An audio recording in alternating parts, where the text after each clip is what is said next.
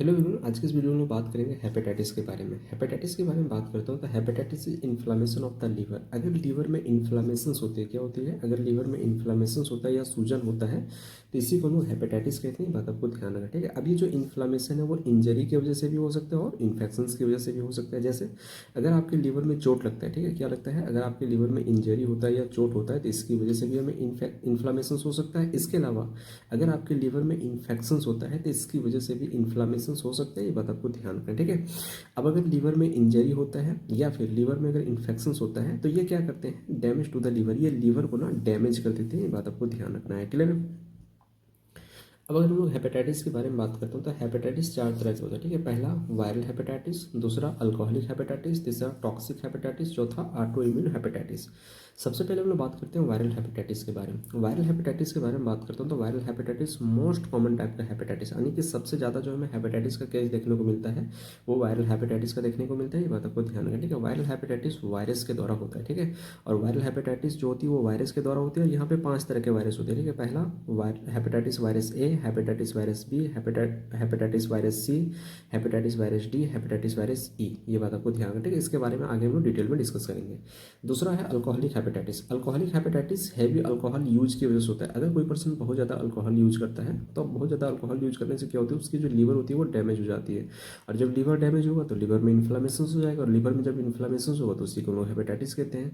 तो अगर अल्कोहल के यूज करने की वजह से, अगर बहुत ज़्यादा अगर अल्कोहल यूज करने की वजह से अगर हेपेटाइटिस होता है तो इसी को हम लोग क्या कहते हैं, अल्कोहलिक हेपेटाइटिस कहते हैं। बात आपको ध्यान रखना है, ठीक है।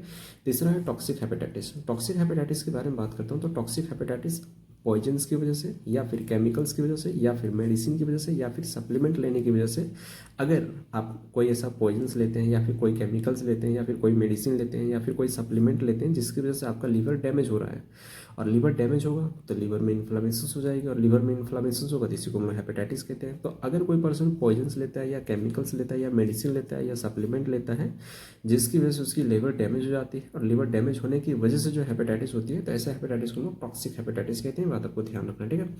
अगला है auto immune hepatitis. Auto immune hepatitis के बारे में बात करता हूँ तो ऑटो इम्यून हेपेटाइटिस एक क्रोनिक टाइप का हेपेटाइटिस है, क्लियर है। ऑटो इम्यून हेपेटाइटिस में क्या होता है, अपने हमारे बॉडी की जो इम्यून है क्या होती है, ऑटो इम्यून हेपेटाइटिस में क्या होता है, हमारे बॉडी की जो इम्यून है वो खुद की लीवर सेल को खुद की लीवर सेल पे अटैक करती है और उसको डैमेज करने लगती है, ठीक है। और जब लीवर डैमेज होगा तो लीवर जब डैमेज होगा तो इन्फ्लामेशन होगा, और इन्फ्लामेशन होगा तो उसी को हम लोग हेपेटाइटिस कहते हैं। तो अगर हमारी बॉडी की इम्यून अगर खुद की लीवर सेल पे अटैक करके हेपेटाइटिस कॉज कर रहा है तो इसे हम लोग क्या कहते हैं, ऑटो इम्यून हेपेटाइटिस कहते हैं। बात आपको ध्यान रखना, ठीक है। ऑटो इम्यून हेपेटाइटिस का कारण जेनेटिक भी हो सकता है और इन्वायरमेंटल भी हो सकता है। ये बात आपको ध्यान रखना है, क्लियर है। ठीक है, अब हम लोग वायरल हेपेटाइटिस के बारे में बात करेंगे, ठीक है, क्योंकि वायरल हेपेटाइटिस कॉमन है तो हम लोग कॉमन चीज़ को डिस्कस करते हैं, ठीक है। तो अब हम लोग बात करेंगे कि वायरल हेपेटाइटिस कैसे स्प्रेड होता है, कैसे फैलता है, इसके बारे में हम लोग बात करेंगे, ठीक है। तो सबसे पहले बात करते हैं हेपेटाइटिस ए एंड ई। देखो, अगर हेपेटाइटिस वायरस ए का इन्फेक्शन है तो उससे जो हेपेटाइटिस होता है उसे हम लोग हेपेटाइटिस ए कहते हैं, क्लियर है। तो सबसे पहले हम लोग बात करेंगे हेपेटाइटिस ए एंड ई के बारे में कि ये भाई ये कैसे फैलते हैं, ठीक है। तो हेपेटाइटिस ए एंड ई के बारे में बात करते हो तो ये spread through faecal oral route, यानी कि हेपेटाइटिस ए और ई जो है वो फीकल ओरल रूट के द्वारा फैलती है। बात आपको ध्यान रखना, ठीक है। फीकल ओरल रूट का मतलब है कि अगर किसी पर्सन को हेपेटाइटिस ए का इन्फेक्शन है या हेपेटाइटिस ई का इन्फेक्शन है, अगर वो बाथरूम जाता है और बाथरूम से अगर वो आता है और वो अपने हाथ को अच्छे से वॉश नहीं करता है, ठीक है, और इसी तरह से अगर वो खाना बनाता है या आपको पानी देता है तो वो पानी कंटामिनेटेड हो जाता है या फिर खाना कंटामिनेटेड हो जाता है, और अगर वो आप यूज करते हैं तो उससे आपको हेपेटाइटिस ए और ई का इन्फेक्शन होने का चांसेस जो बढ़ जाता है, ठीक है। तो इसी को हम लोग कहते हैं faecal oral route, clear.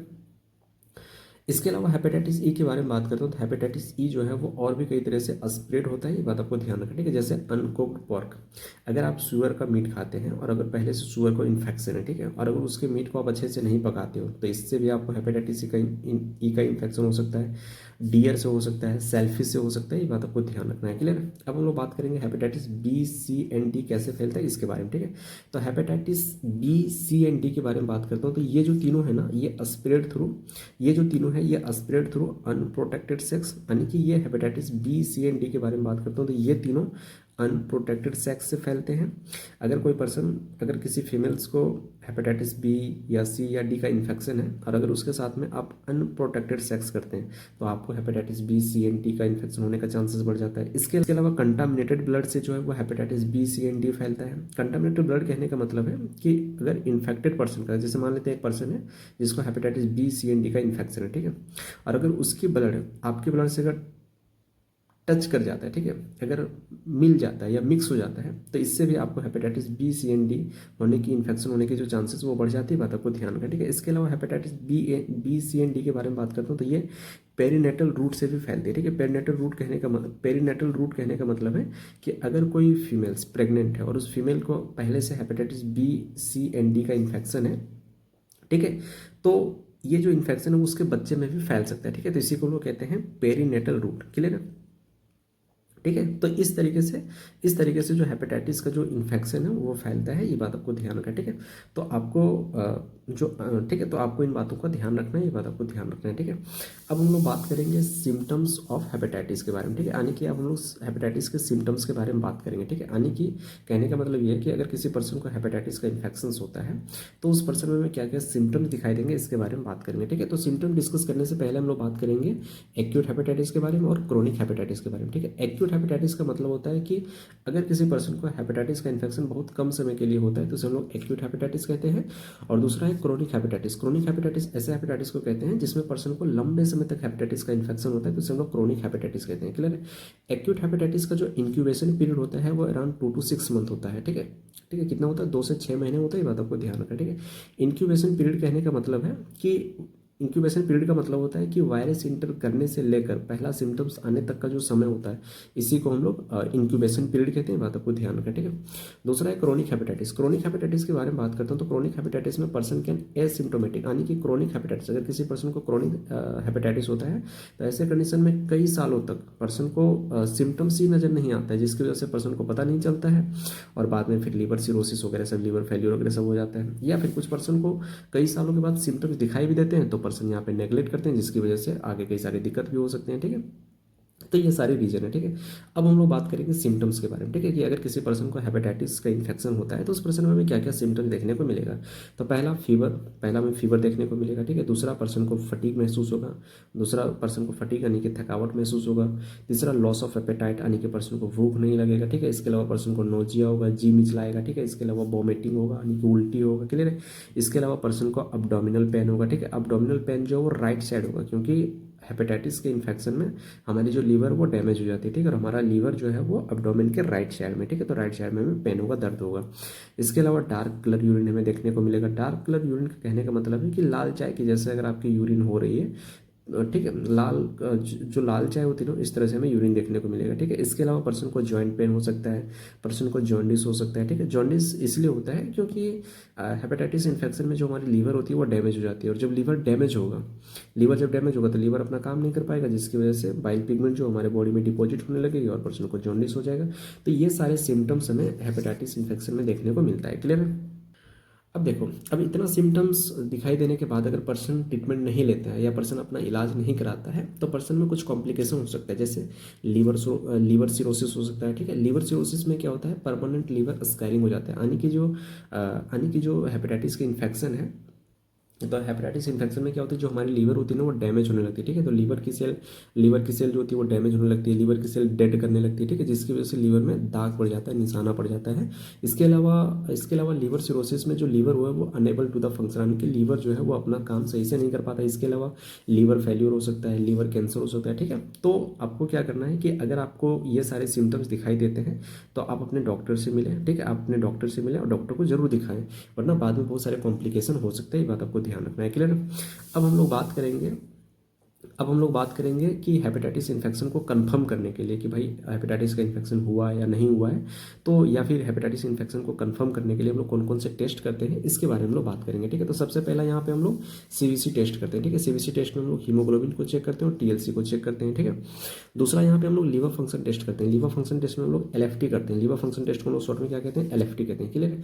Liver function test में हम लोग टोटल बिलिरुबिन चेक करते हैं, डायरेक्ट बिलिरुबिन चेक करते हैं। इसके अलावा यहाँ पे हम लोग एसजीओटी चेक करते हैं, एसजीपी एसजीपीटी चेक करते हैं, ठीक है। अगर ये चारों हमें बढ़ा हुआ मिलेगा, ठीक है, क्या मिलेगा, अगर ये चारों का रिजल्ट हमें बढ़ा हुआ मिलेगा तो इससे पर्सन को हेपेटोसेलुलर जॉन्डिस हो जाता है। हेपेटोसेलुलर जॉन्डिस में पता चलता है कि पर्सन को हेपेटाइटिस का इन्फेक्शन हुआ है, ये बात आपको ध्यान रखना है, ठीक है। इसके अलावा यहाँ पे हम लोग वायरल मार्कर टेस्ट करते हैं। क्या करते हैं भाई, वायरल मार्कर टेस्ट करते हैं, ठीक है। वायरल मार्कर टेस्ट जो है कंफर्मेटरी टेस्ट है, यानी कि ये जो टेस्ट है ना, ये हमें कंफर्म बताएगी कि पर्सन को इन्फेक्शन, हेपेटाइटिस का इन्फेक्शन हुआ या नहीं हुआ, ये हमें कंफर्म बताएगी, बात आपको ध्यान रखना, ठीक है। तो वायरल मार्कर टेस्ट में हम लोग सबसे पहला टेस्ट करते हैं HBsAg टेस्ट करते हैं। HBsAg का मतलब होता है hepatitis B surface antigen test करते हैं। दूसरा anti-HBc IgM टेस्ट करते हैं और तीसरा HBAg टेस्ट करते हैं। अगर ये तीनों टेस्ट हमें पॉजिटिव मिलता है, क्या मिलता है, अगर ये तीनों टेस्ट हमें पॉजिटिव मिलता है तो इससे पता चलता है कि पर्सन को एक्यूट हेपेटाइटिस बी का इन्फेक्शन हुआ है, ये बात आपको ध्यान रखना है, क्लियर। अब हम लोग ट्रीटमेंट के बारे में बात करेंगे, ठीक है। तो ट्रीटमेंट में सबसे पहले हम लोग बात करेंगे, ठीक है। अब हम लोग ट्रीटमेंट के बारे में बात करेंगे, ठीक है। ट्रीटमेंट में हम लोग एक्यूट हेपेटाइटिस बी के ट्रीटमेंट के बारे में बात करें, क्योंकि ये कॉमन है, सबसे ज़्यादा पर्सन में एक्यूट हेपेटाइटिस बी का ही इन्फेक्शन देखा जाता है, हमें देखने को मिलता है, क्लियर है। देखो, ट्रीटमेंट बात करने से पहले आपको कुछ बातों को ध्यान रखना है। जैसे कोई भी दवा आप खुद से ना लें, कोई भी दवा लेने से पहले आप अपने नज़दीकी डॉक्टर से एक बार जरूर मिलें, ठीक है। तो ट्रीटमेंट में सबसे पहला सपोर्टिव ट्रीटमेंट किया जाता है। सपोर्टिव ट्रीटमेंट जो है वो मेन ट्रीटमेंट है, ठीक है। सपोर्टिव ट्रीटमेंट में पर्सन को बेड रेस्ट करना चाहिए। बेड रेस्ट जो होती है वो नॉर्मली 2 से 4 वीक्स तक करना चाहिए, ठीक है। या फिर पर्सन को बेड रेस्ट तब तक करना चाहिए जब तक कमजोरी और जॉन्डिस कम नहीं होता, तब तक पर्सन को बेड रेस्ट करना चाहिए। इसके अलावा सपोर्टिव ट्रीटमेंट में पर्सन को high carbohydrate and low fat वाली डाइट लेना चाहिए। इसके अलावा पर्सन अगर कोई अल्कोहल यूज कर रहा है तो अल्कोहल पूरी तरह से बंद कर देना चाहिए, ये बात आपको ध्यान रखना है, क्लियर है। इसके अलावा यहाँ पे पर्सन को ऑन्डनसेट्रोन का टैबलेट दिया जाता है। ऑन्डनसेट्रोन टैबलेट का हमें 4 मिलीग्राम लेना है और इस टैबलेट को SOS लेते हैं। SOS का मतलब है कि ज़रूरत पड़ने पे लेते हैं। अगर पर्सन को वॉमिटिंग हो रहा है या नोजिया, जी मिचली जैसा लग रहा है या नोजिया हो रहा है, तो ऐसे कंडीशन में लोग ऑन्डनसेट्रोन टैबलेट का यूज़ करते हैं, ठीक है। अब इस टैबलेट को हमें दिन में 1 बार भी ले सकते हैं और जरूरत पड़ने पर इस टैबलेट को हम दिन में 2 बार भी ले सकते हैं। नॉर्मली इस टैबलेट को 5 से 7 दिन तक यूज़ करते हैं, बात आपको ध्यान रखना है, क्लियर है। अगला यहाँ पे टैबलेट दिया जाता है अर्सो डिऑक्सीक्वालिक एसिड टैबलेट दिया जाता है, जिसे हम लोग शॉर्ट में UDCA कहते हैं, ठीक है। अब ये जो UDCA टैबलेट है इसका हमें 300 मिलीग्राम लेना है। इस टैबलेट को हम BD यूज करते हैं। BD का मतलब इस टैबलेट को हम दिन में 2 बार लेते हैं, ठीक है, एक सुबह एक शाम। और इस टैबलेट को हम लोग 2 से 4 वीक्स तक यूज करते हैं। ये जो UDCA टैबलेट है ना, ये बाइल फ्लो जो हमारा डिस्टर्ब हुआ है इसको ये सही करने का काम करता है और जॉन्डिस को ये कम करने का काम करता है, ये बात आपको ध्यान रखना है, ठीक है। इसके अलावा पर्सन को मल्टीविटामिन सिरप दिया जाता है। मल्टीविटामिन सिरप कमजोरी को दूर करने के लिए दिया जाता है, क्योंकि हेपेटाइटिस इन्फेक्शन के केस में पर्सन बहुत ज़्यादा कमजोर हो जाता है, तो उसको दूर करने के लिए मल्टीविटामिन का सिरप दिया जाता है, बात आपको ध्यान रखना, ठीक है। इस सिरप को हमें 10 ml लेना है और इस सिरप को हमें OD यूज करना है। OD का मतलब दिन में 1 बार लेना है, ठीक है। इस सिरप को हमें 2 से 4 वीक्स तक यूज करना है और ये सिरप क्या करती है, कमजोरी को दूर करने का काम करती है, बात आपको ध्यान रखना है, क्लियर है। इसके अलावा अगर पर्सन को वॉमिटिंग बहुत ज़्यादा हो रहा है, क्या हो रहा है, अगर पर्सन को वॉमिटिंग ज़्यादा होता है तो ऐसे कंडीशन में क्या होता है कि बॉडी से पानी जो है वो बहुत ज़्यादा निकल जाता है, ठीक है, बहुत ज़्यादा लॉस हो जाता है। तो ऐसे कंडीशन में पर्सन को डिहाइड्रेशन हो जाती है। तो डिहाइड्रेशन से बचाने के लिए पर्सन को IV फ्लूइड दिया जाता है, ठीक है। अब IV फ्लूइड्स में नॉर्मल सलाइन भी हम दे सकते हैं, DNS भी दे सकते हैं, बात आपको ध्यान रखना है, क्लियर है। अगला है एंटीवायरल ड्रग्स। एंटीवायरल ड्रग के बारे में बात करता हूँ तो एंटीवायरल ड्रग हम लोग नॉर्मली एक्यूट हेपेटाइटिस बी के केस में यूज नहीं करते हैं। एंटीवायरल ड्रग का यूज हम लोग क्रोनिक हेपेटाइटिस बी में करते हैं, सीवियर हेपेटाइटिस बी में करते हैं, बात आपको ध्यान रखना, ठीक है। एंटीवायरल ड्रग में सबसे पहला टैबलेट है टिनोफोविर डिसोप्रोक्सिल फ्यूमेरेट टैबलेट, ठीक है, जिसे हम लोग शॉर्ट में TDF कहते हैं। तो ये जो TDF टैबलेट है इसका हमें 300 मिलीग्राम लेना है और इस टैबलेट को हम OD यूज करते हैं। OD मतलब दिन में 1 बार लेते हैं, ठीक है। और इस टैबलेट को हमें कम से कम 1 साल तक यूज करना होता है, ये बात आपको ध्यान रखना, ठीक है। ये जो टैबलेट है TDF टैबलेट है, ये क्या करती है, लीवर को डैमेज होने से बचाती है, क्योंकि हेपेटाइटिस बी के केस में क्या होता है, हमारे जो लीवर है वो डैमेज होने लगता है, तो उसको ये बचाने का काम करती है, क्लियर। इसके अलावा ये जो TDF टैबलेट, इस TDF टैबलेट को हम लोग किडनी प्रॉब्लम वाले पेशेंट में यूज नहीं करते हैं। तो इसकी जगह पे हम लोग यूज करते हैं टैबलेट एंट कैविल टैबलेट, ठीक है। तो एंट कैविल टैबलेट का हमें 0.5 मिलीग्राम लेना है। इस टैबलेट को हम OD यूज करते हैं। OD का मतलब दिन में 1 बार लेते हैं और इस एंट कैविल टैबलेट को हमें खाली पेट लेना है, ठीक है, सुबह खाली पेट लेना है, ये बात आपको ध्यान रखना है, ठीक है। और इस टैबलेट को हमें मोर देन 1 ईयर यूज करना है, यानी कि 1 साल से ज़्यादा समय तक इस टैबलेट को यूज करते हैं, बात आपको ध्यान रखना है, क्लियर। तो आज यहाँ पे हम लोग हेपेटाइटिस क्या है इसको डिस्कस किए हैं, हेपेटाइटिस कैसे फैलता है इसके बारे में हम लोग बात किए हैं, हेपेटाइटिस के सिम्टम्स के बारे में बात किए हैं, इसके अलावा यहाँ पे हम लोग ट्रीटमेंट के बारे में बात किए, ठीक है। अगर ये वीडियो आपको अच्छा लगता है दोस्त तो लाइक करना, बहुत अच्छा लगता है तो कमेंट करना। अगला वीडियो आप किस टॉपिक पे देखना चाहते हैं आप हमें कमेंट करके बता सकते हो।